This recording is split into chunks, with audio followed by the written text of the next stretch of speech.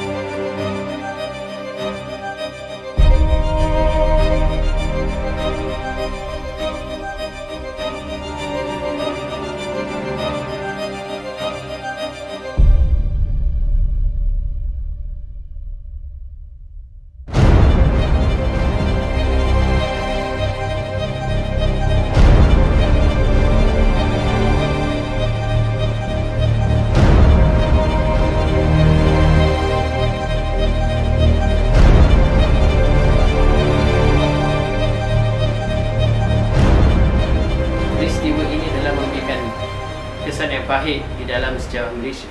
Tapi dengan adanya rukun negara, kita dapat mewujudkan negara yang berpaduan dan masyarakat yang menyeram dan saksama. Sebagai seorang mahasiswa, inilah masanya untuk kita buktikan bahawa setiap tutur lafaz rukun negara yang dulunya tidak lekang diungkap, sekarang dijadikan sebagai satu pelonjak semangat yang digunakan untuk mencurahkan bakti dan berjasa kepada negara. Walaupun begitu, sebagai seorang mahasiswa, kita juga mesti bertanyakan diri kita sendiri, adakah cukup kita hanya melafazkan ikrar rukun negara ataupun hanya berkata kosong seolah-olah berjasa?